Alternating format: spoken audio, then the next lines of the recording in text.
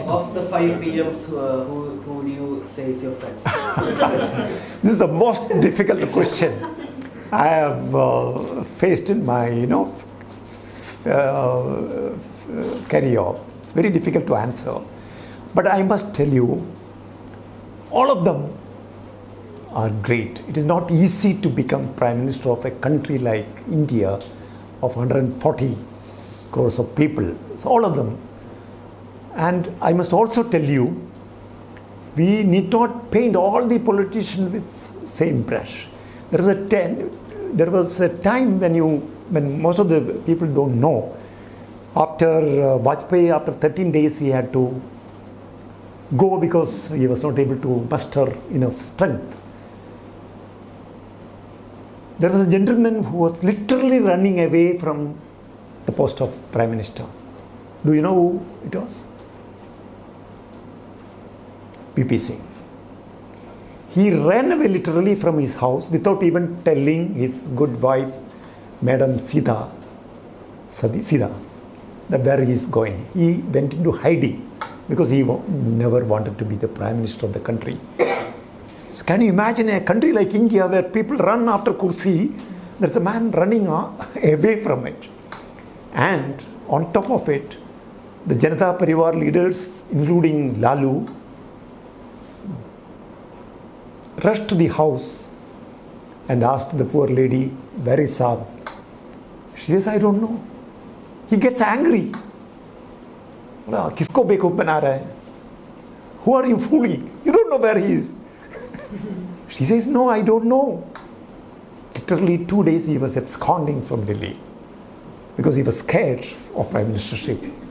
Most of us don't know. So these the politicians, all of them are now again the historical blunder, quote unquote, the Politburo, Jyoti Basu. He was half willing, but the Politburo was not ready. See, an example of like how people can be away from power. So these people, I don't all paint them in the same breath. Some of them are really good, and those prime ministers I speak, like Mr. Rao, he hardly gave a personal touch to me. He's not the one who would, develop that kind of personal equation. But I respect him a lot because of his brilliance, because of his principles, because of the now, for example, frankly speaking, like once Mr. Manmohan said, when he was being, credited for all the liberalization, it was because of the political patronage given by the Prime Minister Narasimha Rao that he could do that. That is why, as a person, Mr. Narasimha Rao, when others were slightly neglecting Narasimha Rao, it was always Manmohan Singh who used to take care of him in the Congress, ACC meetings and all that. Personally, he knew. He was made the finance minister and given a free mandate to go ahead. And that is a turning point in India's history. And he brought it about. Mr. Rao, so that Mr. Vajpayee, wonderful person, brilliant again, poetic, philosophical, very large-hearted, not very comfortable with power. He was very comfortable seeing Hindi movies and enjoying food and all. He is that type, not very crazy about power, if you see. And these two other prime ministers, as Mr. Gowda says, he was never interested. He was not literally. He was Delhi has no one. He was very, very uncomfortable. Every day, he would because and his family was hardly used to come here. They were all in Karnataka. Madam was not comfortable at all. And I'm sure what he said is correct. She cried. She must have cried, leaving chief ministership and coming here. And Mr. Gujral, purely accidental. The credit goes to Mr. Kesari, one person. Nothing changed. Entire ministry, same. Only the Prime Minister changed. So it was not based on any issue or any principle that the support was withdrawn. Take out Mr. Gowda, the rest, everything, the same portfolio, everything continued. And he was very sophisticated, very nice, and and yes, so basically an external affairs man, ambassador, and other posts. So it's very difficult to rate them on a 1 to 10 scale. Personally, they're all great. They all deserve to be in that. To be there, and I still say, all said and done, it's not easy. Reaching that position, whatever we may call, our democracy is very vibrant. The common man is endowed with common sense, I must tell you. Did you get to interact personally? Yes, obviously. If you don't mind. No, for example, I'll tell you one example. You become very informal because he is your protectee. You are sort of, if I can use that word, is your baby. So you can't be very formal. You can't be always addressing him, Your Honor, Honorable Prime Minister. No, you just address him as normally, yes sir, you, that kind of a thing. You'll find far senior people addressing him far more formally, like using Honorable Prime Minister, if the Honorable Prime Minister is willing, or like that. That is one thing, very informal.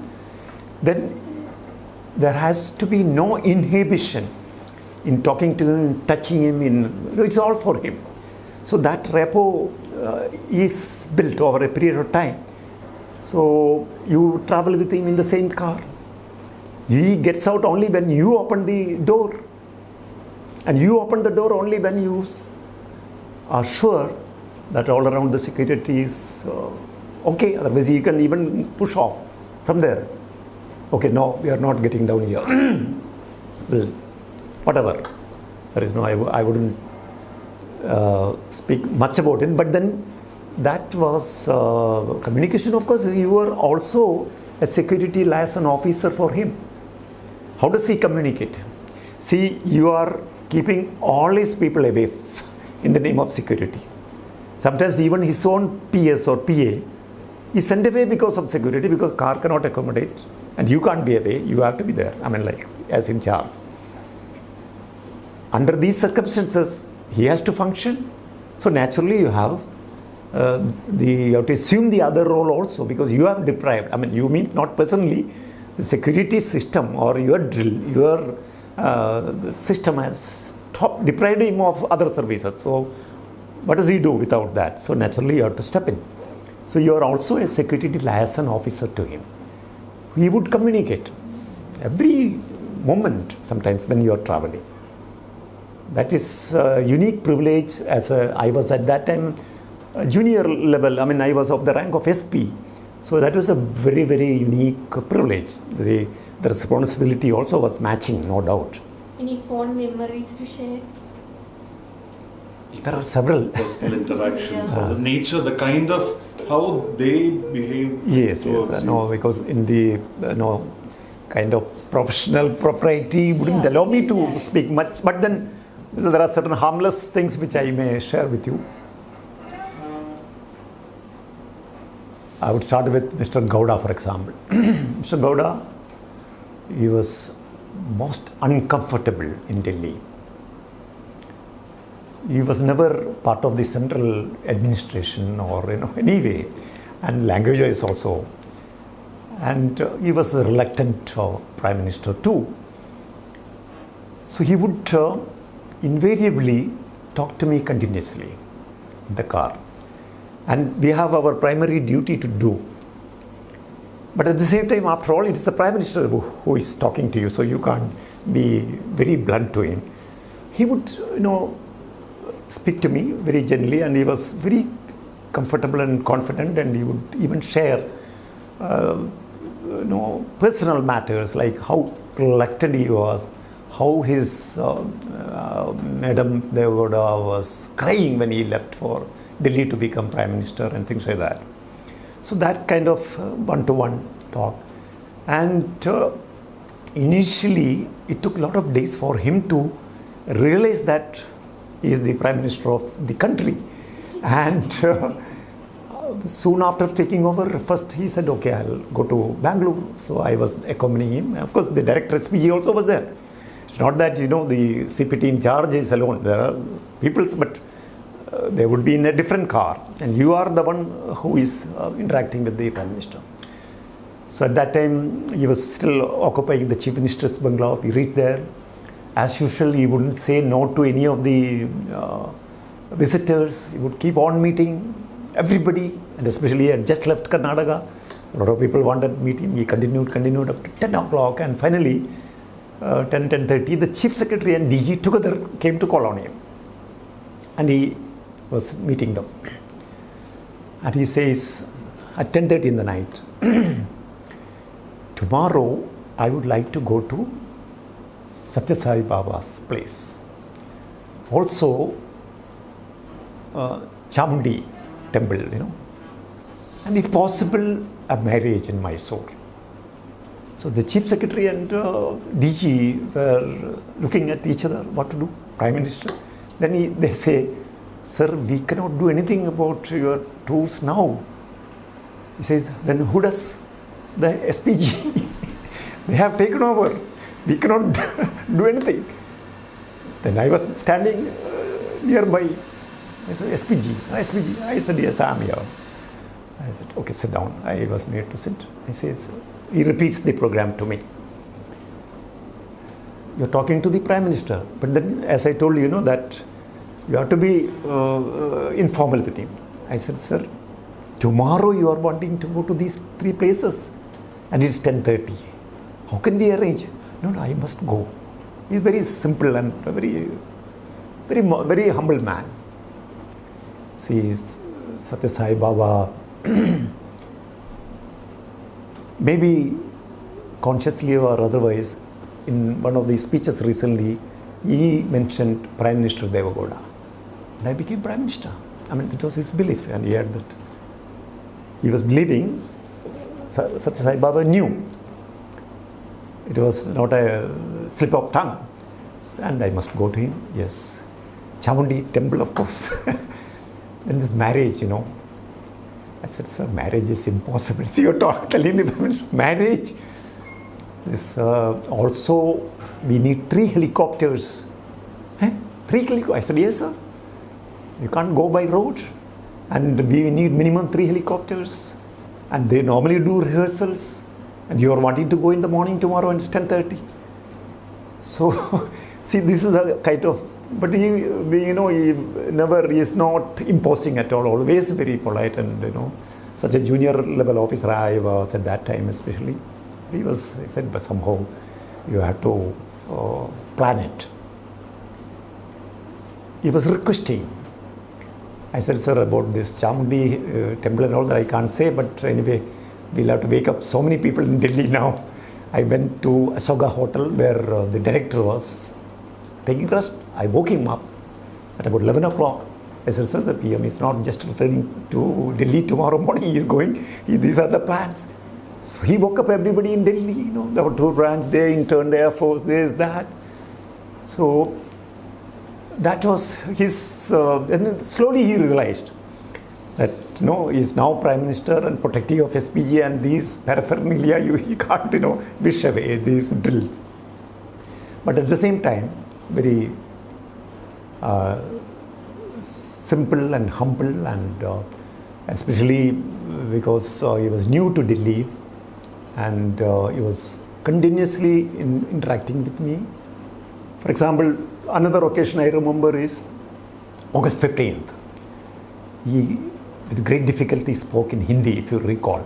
It was not an easy task. Like a student, he was trying to speak, and I was watching it. And we started from the RCR. While going to Red Fort, traditionally the Prime Minister goes to Rajgarh, Shakti Sthal and all those samadhis. And we were getting late. And there we had to reach at the appointed time. It is, like all over the world, people are watching Independence Day. For time was very crucial. So I said, sir, we are already late. At several samadhis, he would not even, because this taking out his chappals was, it was taking time, again wearing it, he would leave everything in the car and literally run. Such, great man, I must say. He would run And when the camera is there, I would say, sir, now we can walk. No, we would walk. Because someplace, the cameras are there. Otherwise, he was such a, and somehow he made it. That is the kind of interaction you have with the Mr. Gujaral. That, Mr. Nainar, as Chief Minister, came and visited him once. And normally the Prime Minister doesn't go to see off a Chief Minister, but as a special courtesy, Mr. Gujaral came out of his chamber in the RCR to the porch to see off Mr. Nainar, Chief Minister. So naturally when PM moves out, I get message from my chap there. I also rushed because PM is coming out. Normally it doesn't happen, but Sir PM, I ran and reached. Mr. Nainar, already seated in the car, gets out of the car. He was such a simple and straightforward man. He gets out of the car. PM is waiting and tells the PM, "You are this man. He is also from Kalyasheri." And Mr. Gujarat says, "Oh, one more reason for granting airport to Kannur." So I knew the subject was Kannur Airport. And he must have said, "I am also personally from that." Mr. Nainar was also from Kannur or whatever. So that is why I knew what transpired, by this statement. And he was so jovial. The Prime Minister says, "Oh, one more reason for." See, that kind of equation you have. But, professionally, we behave. We don't get, in that sense, politically close or identify with that political party and all that. We have a detached sort of approach. But, traditionally, SPG officers have not been taking any advantage also. Anything of that sort is immediately monitored and, he is thrown out. So Mr. Gujaral, now Mr. Vajpayee, for example, what I remember is when I was leaving him, he was so nice. He called me for breakfast and the family was serving me. So nice of a Prime Minister, sitting beside me and we were having breakfast together. And Mr. Narasimha Rao, of course, comparatively formal, wouldn't talk much, but very brilliant. And he would go by, I would say, the textbook. Go by the rule book or whatever, is that type. Nothing out of the way and not much of personal communication. And he's serious.